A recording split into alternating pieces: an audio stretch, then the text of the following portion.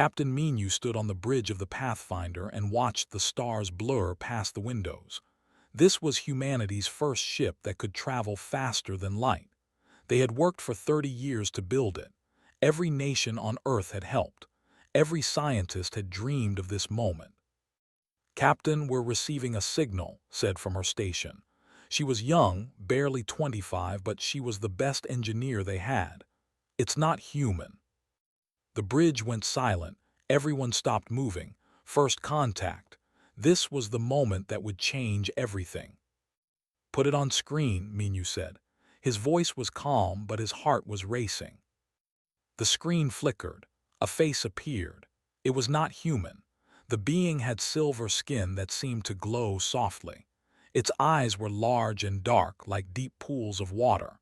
When it spoke, the words came through their computer as English, but Menu could hear the strange, musical language underneath. "Human vessel, you have entered space without permission. This is a violation of galactic law. Stop your ship." Menu looked at his crew. They were afraid. He was afraid too, but he was their captain. He stepped forward.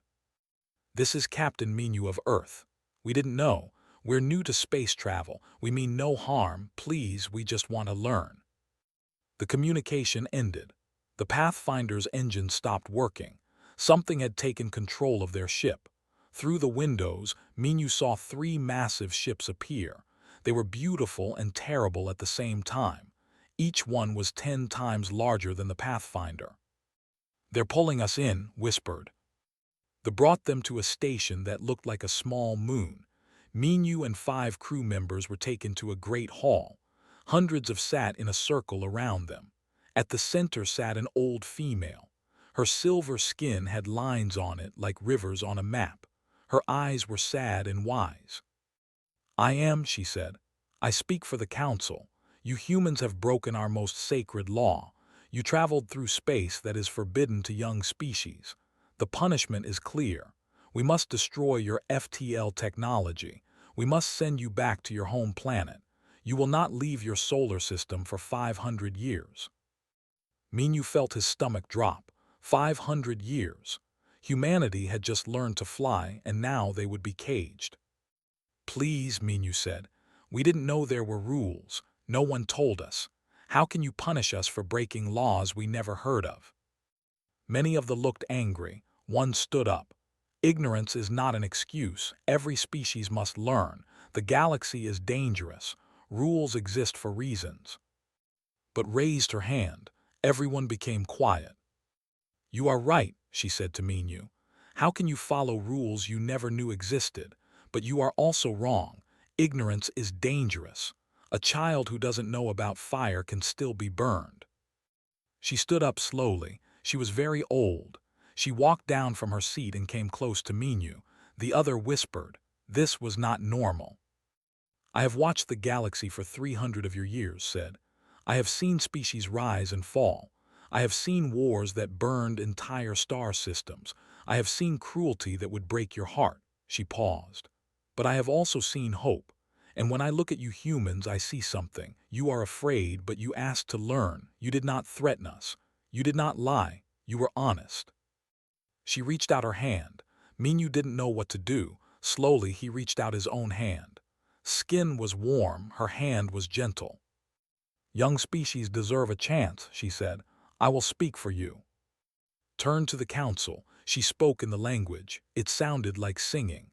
The argument went on for hours. Many were angry, many wanted to follow the law, but did not stop talking. Finally, the Council voted, had won by just 3 votes. "Humans of Earth," announced. "The Council has decided you will receive mercy. For 50 years you will have protected status. We will teach you the basic laws of the galaxy. We will give you coordinates for safe travel routes. We will give you technology to communicate with other species. After 50 years, you will be on your own." Menu felt tears on his face. He wasn't ashamed. "Thank you," he said. "We will not forget this." Smiled, it was a sad smile. "The galaxy is not kind, Captain Menu. These 50 years are a gift. Use them wisely. Learn fast. Grow strong. Because when our protection ends, you will face species that show no mercy. Recorded everything on her device. She captured the moment when touched Minu's hand. She captured the old, sad, kind eyes. That image would be shown on every screen on Earth. That image would hang in every school, every government building, every home. Children would grow up seeing an alien hand holding a human hand in trust. The Pathfinder returned to Earth 3 months later. They brought star maps and communication devices. They brought warnings about dangerous species. They brought hope. But most importantly, they brought a debt. Humanity owed for their lives, for their freedom, for their future. Minu would never forget's last words to him before they left. Be good, humans. The galaxy has enough monsters, it needs more like you. He hoped she was right. He hoped humanity would prove worthy of her compassion. The 50-year clock started ticking that day. Admiral watched the red dot on his screen move closer to Mars. The dot represented a battle fleet. 30 ships, all of them larger and stronger than anything humanity had. How long until they reach Mars? He asked. 2 hours, sir, replied the tactical officer. Was 60 years old now. He had been a child when the Pathfinder returned from meeting the. He remembered seeing's face on the news. He remembered his mother crying with joy that humanity had been given a chance. That chance had ended 2 years ago. The 50-year protection period was over, and the galaxy had shown its true face. The Dominion had waited patiently. They had watched humanity spread to 12 star systems. They had watched humans build colonies and stations. They had waited for the protection to end. Then they attacked. It started with the outer colonies, small settlements on distant moons. They gave no warnings. They simply destroyed everything. Men, women, children, they wanted to send a message.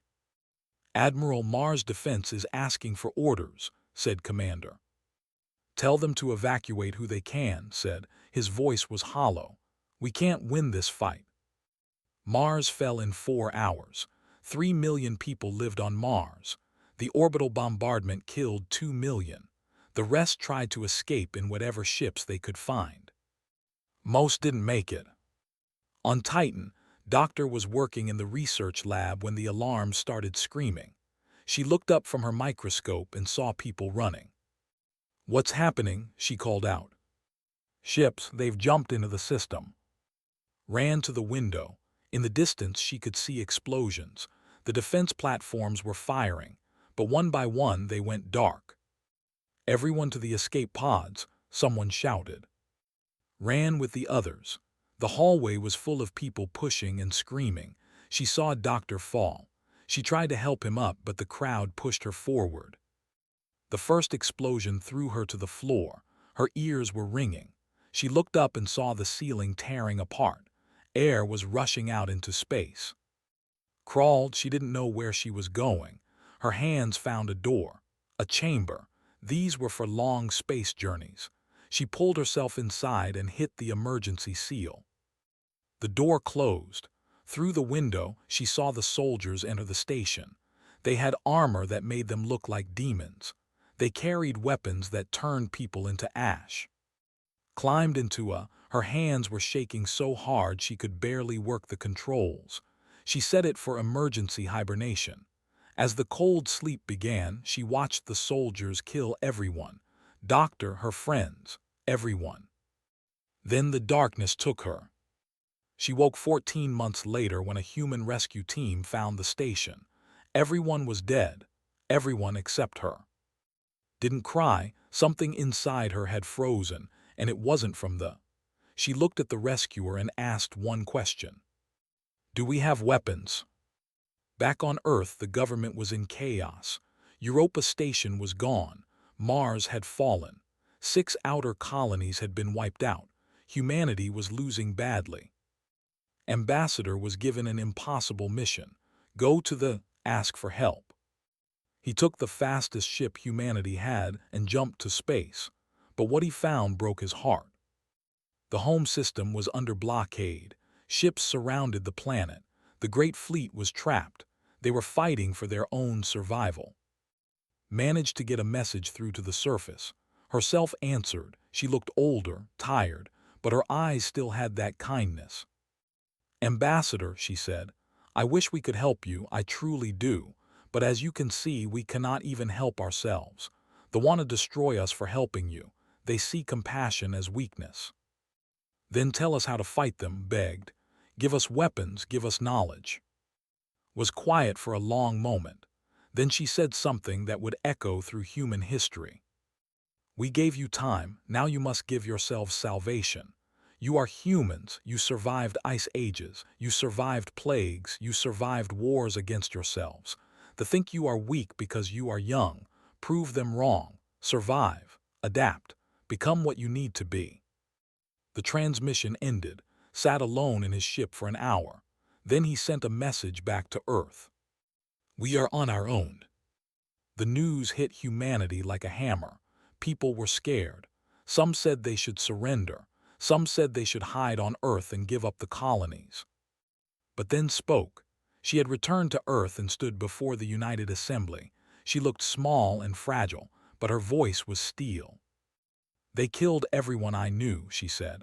"They killed children. They killed farmers and scientists and artists. They killed us because they think we are weak. They think because they showed us mercy, we are not worthy of survival." She paused. Every person in the assembly was listening. "They are wrong. Mercy is not weakness. Compassion is not weakness. What they showed us was strength, real strength. And we will show the what humans do when you push us to the edge." She slammed her hand on the podium. "We don't break, we fight." The assembly stood and cheered, not because they thought they could win, but because had given them something more important than hope. She had given them purpose. The war was just beginning. Humanity didn't know it yet, but this would be the fire that forged them into something new, something the galaxy had never seen before. They wanted to destroy humanity. Instead, they would create their own nightmare. Was 10 years old when his father, Admiral, came home for the last time. His father had been fighting for 5 years. He looked tired, old. "They're stronger than us," told his son. "Their ships are better. Their weapons are better. If we fight them the way they want to fight, we will lose." "So how do we win?" asked. His father smiled sadly. "We don't fight fair, we fight smart." Died 3 months later when his flagship was destroyed at the Battle of Ceres. Was at the funeral with 2 million other people. He watched them put his father's name on the memorial wall. It was already covered with names. So many names. Made a promise that day. He would finish what his father started. 20 years later, Commander stood in the war room and looked at the hologram of the supply route. He had learned everything his father tried to teach him. They were stronger, but strength had weaknesses. "They think we will attack their warships," said to his team. "They are wrong. We attack their supplies, we attack their fuel depots, we attack their food shipments, we make them afraid to leave their own space." "Ghost warfare," said Lieutenant. She was young but brilliant. "We become ghosts. They never know where we will strike." "Exactly," said. Humanity's fleets changed. They stopped building big warships that would just be destroyed.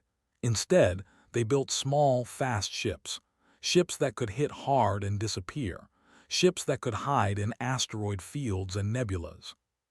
They began to lose supply ships, then fuel stations, then entire convoys. They sent warships to protect their supply lines, but the human ships were too fast, too unpredictable.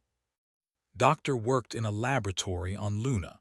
She had studied under Doctor before the old woman died, had told her something important. "Humans are not the strongest species.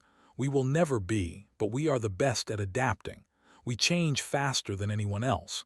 That is our weapon." Looked at the weapons they had captured. They were powerful but complicated. They took a long time to build and repair. Human weapons were simpler, weaker, but they could be fixed with basic tools in hours instead of weeks. "We need to change how we think," told the engineering corps. Stop trying to match them. Build things we can repair fast. Build things we can change for each mission. Make our ships like tools. One day they are fighters. The next day they are bombers. The day after they are rescue ships. The idea spread through the human fleets. Ships became modular. Weapons could be swapped out. Engines could be upgraded in hours. They never knew what kind of ship they were fighting until it was too late. In the colony of New Seoul, a farmer named lost everything when they attacked. His wife, his children, his home. He survived because he was in the fields when the bombs fell. Joined the military. He was 40 years old and had never been a soldier, but he was accepted because humanity needed everyone who could fight. In boot camp met other survivors, people who had lost families, lost homes, lost everything except the will to keep going. "We should remember them," said one night. "Everyone we lost, we should carry them with us." He took a needle and ink and tattooed his wife's name on his arm, then his son's name, then his daughter's. The other soldiers watched, then they did the same. It spread. Soldiers began tattooing the names of lost colonies on their bodies, on their arms, their backs, their chests. Some soldiers had hundreds of names on their skin. They called themselves the Memory Corps. When they fought for everyone whose name they carried. They began to fear these human soldiers. They never surrendered. They never ran. Even when they were dying, they kept fighting. It was like fighting ghosts who refused to stay dead. Years passed, 10 years, 20, 30, 50. The war became part of human life. Children grew up knowing nothing but war, but they also grew up knowing they were fighting for something important. They were proving that it had been right to show them mercy. Was now an admiral. His hair was gray. He had scars on his face from a ship explosion. He stood on the bridge of the Remembrance and watched the fleet retreat. "We held them," said Captain Bora. "They're pulling back." "For now," said, "but they will come again." 80 years had passed since the war began. Humanity had not won, but they had not lost either. They had fought to a standstill. Other species in the galaxy were watching in shock. How were these young humans still fighting? Any other species would have surrendered decades ago. Then the message came. It arrived at every human station at the same time. Commander was the first to read it in the decoded form. His face went pale. "Sir," he said to Admiral, "you need to see this." The message was from a refugee ship. The words were simple and terrible. "They have taken our home world. They have killed billions. The species is scattered. We are refugees now. We are hunted. This may be our last transmission. To our human friends, we are sorry we could not help you. Thank you for remembering us." Read the message 3 times. He thought about the old who had shown mercy to his species when she didn't have to, about the hand touching Captain Minu's hand. He thought about what his father had taught him, what had taught all of them, what in the Memory Corps represented. Humanity remembered. "Get me," Chancellor said, "right now." The time had come for humanity to make a choice. They were still fighting for their own survival. They were still weak compared to the. They had no reason to help the. No reason except one. Had shown them compassion once, now they would return it. The galaxy was about to see what humanity meant when they said they never forgot. Chancellor stood before the United Assembly. She was 70 years old. She had been born during the war. She had lost her parents to the. Her entire life had been shaped by conflict. "We have confirmed the reports," she said. Her voice was steady. "The home world has fallen. Fewer than 200,000 survive. They are scattered in refugee ships across the galaxy. They are hunting them." The assembly was silent. Every person there knew what they had done for humanity 133 years ago. "We have a decision to make," continued. "We are still at war. Our resources are stretched thin. We lose people every day. By any logical measure, we cannot afford to help the." She paused. She looked at every face in the room. "But logic is not what makes us human. 133 years ago, an old name showed our species mercy when we deserved none. She gave us time. She gave us hope. She gave us a future. His voice grew stronger. Now we will give that back. I am ordering the full mobilization of our military, every ship, every soldier, every resource. We are going to save the... Not a single person in the assembly disagreed. They stood as one and saluted. The order went out across all human space. Operation Sanctuary. The largest fleet humanity had ever assembled began to gather at the rally point near Jupiter. Admiral commanded the operation. He was Admiral's grandson. The blood of 3 generations of warriors ran in his veins. He stood on the bridge of the flagship Unity and watched 3,000 ships take formation. "Sir, the control 17 systems between us and the refugees," said Commander. "We will have to fight through all of them." "I know," said. "Send the message to all ships. This is not a conquest. This is a rescue. We go in, we get our people, and we get out. Any ship that wants to stay and fight the alone can do so. But the mission is nothing else matters." The fleet jumped into space. They were waiting. The battle of the system was the first. 200 warships against humanity's fleet.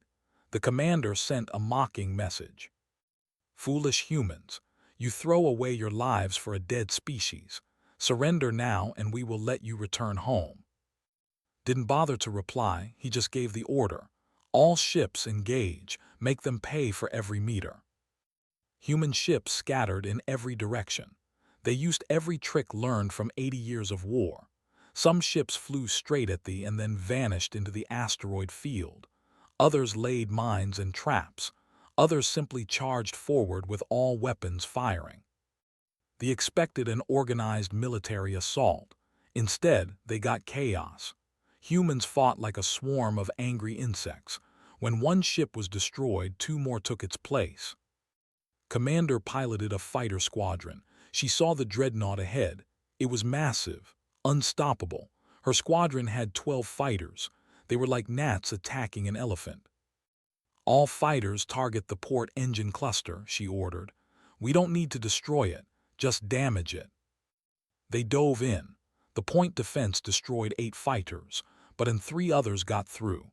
They fired every missile they had at the engine. The dreadnought didn't explode, but it started listing to one side. It was wounded. "Pull back," called. They had lost 8 pilots, but they had proven something. Even the biggest ship could be hurt. The battle lasted 6 hours. Humanity lost 400 ships, the lost 90. By any measure, they had won.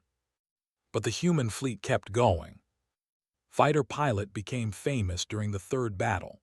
Her squadron was assigned to cover a transport full of refugees. 6 fighters were closing in. Fighter was damaged. Her shields were gone.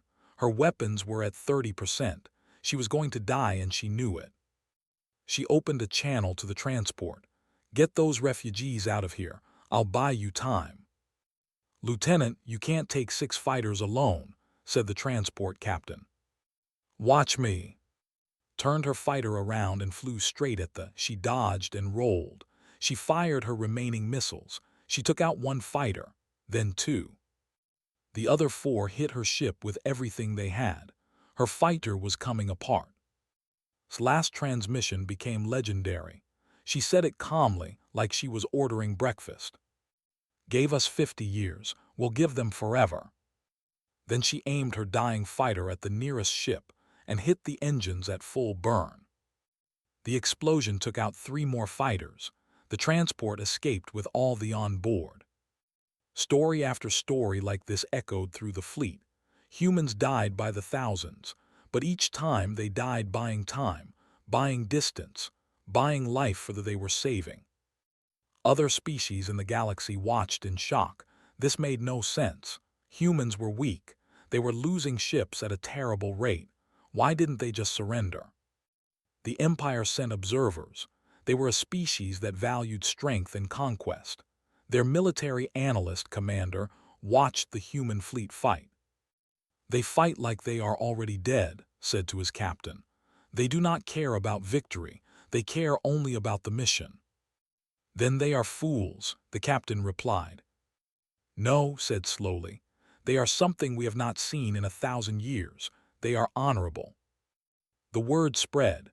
The humans were doing something impossible.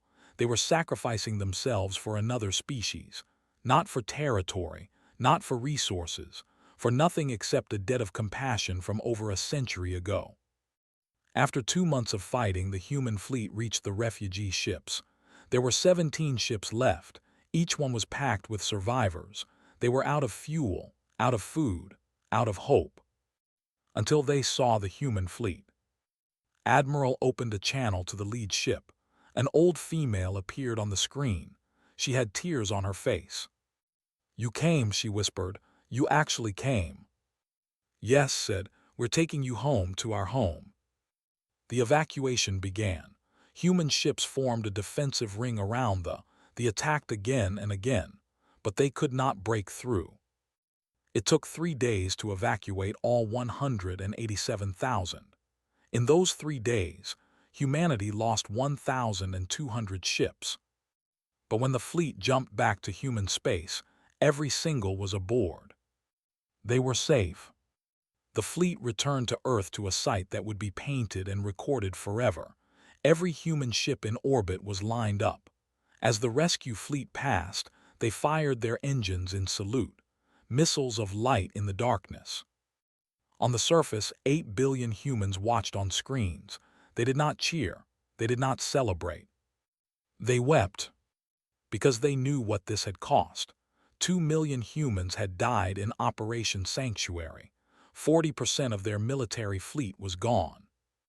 But they also knew something else. They had proven that was right about them. They had proven that compassion was not weakness. They had proven they were worthy of the mercy they had been shown. The refugees came to Earth on a cold morning in March. Chancellor stood at the landing platform with 10,000 others. They watched the first ship touch down on human soil. The door opened. An old female stepped out.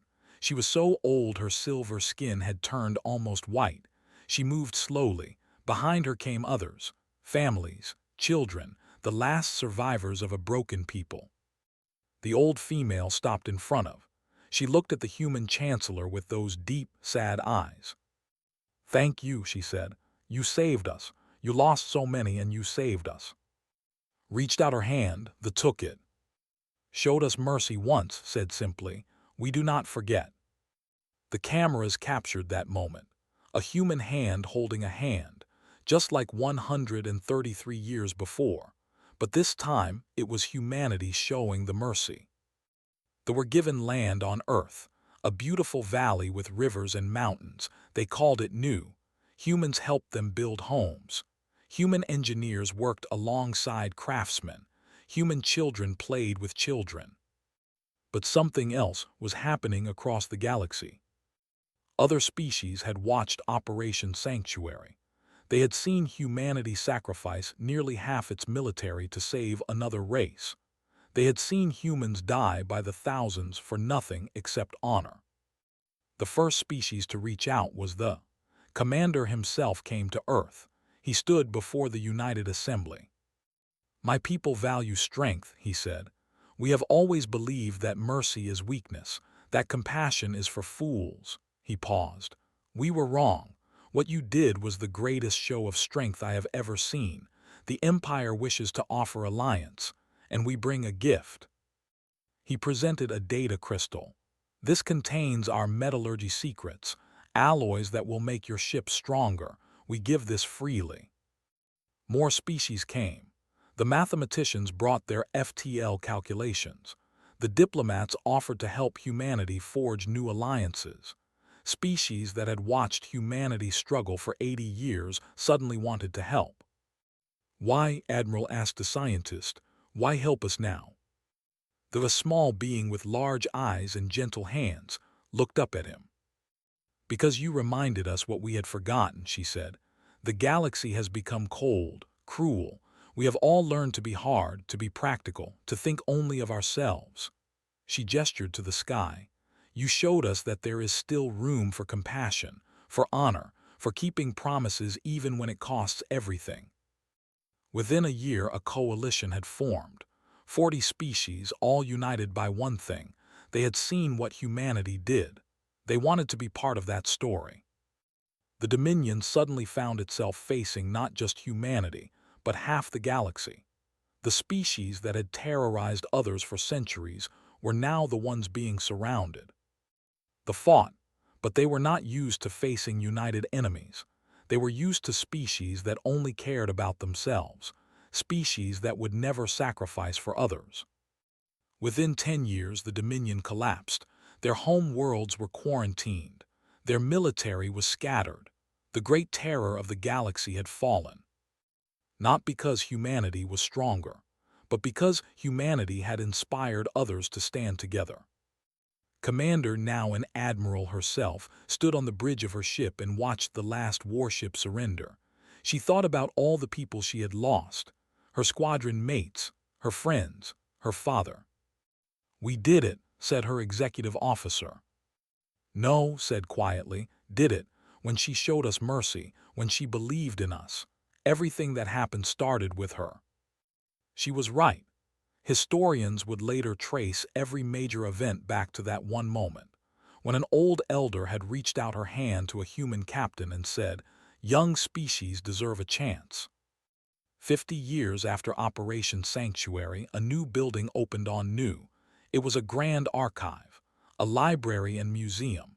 Inside was every piece of human and history, the whole story preserved forever. An elderly named worked there as a scholar. She had been born on the refugee ships and named after the great elder. She spent her days teaching young ones about the past. Today, she had a class of human children visiting. They sat on the floor and looked up at her with wide eyes. "Tell us about the first," a little girl asked. "Tell us about first contact." The elder smiled. She walked to the wall where a massive image hung, the famous picture, an alien hand touching a human hand, both reaching out, both trusting. "This is your Captain Minu," she said, pointing. "And this is my ancestor, the Elder. Your people had just learned to travel the stars. They made a mistake. They entered our space without permission. Our laws said we should punish them." "But she didn't," a boy said. "No, she saw something in humans, something special. She believed that young species should have a chance to learn, to grow, to become better." "And we did," the girl said proudly. "Yes," said, "but here is the important part. When my people were in danger, when we had nothing, humans remembered. Your grandparents and great-grandparents came to save us. They died by the thousands. They sacrificed their ships, their resources, their lives for us." She knelt down to be at eye level with the children. "This is not a story about debt. This is a story about what makes someone truly strong. Not weapons, not ships, not technology, but this." She put her hand over her heart. "Compassion, loyalty, honor, keeping your promises even when it costs everything. That is what makes humanity special. That is what changed the galaxy." The children were quiet. Then the little girl spoke. "My teacher says humans measure honor in units now. Is that true?" Laugh softly. "Yes. After what your species did, other species started using human standards to measure honor. When someone makes a great sacrifice for others, they say it is human-level honor. You have become the standard." She stood and pointed to the inscription below the image. The children read it together. "They showed humanity compassion once when we were nothing. We repaid them with everything when they had nothing. This is not debt.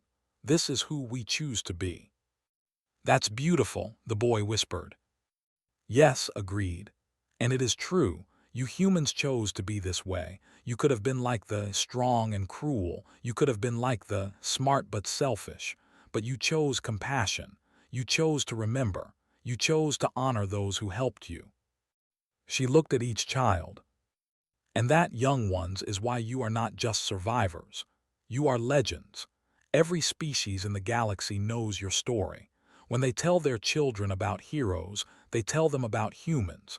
about a young species that refused to forget a kindness, that refused to become cruel even when cruelty would have been easier.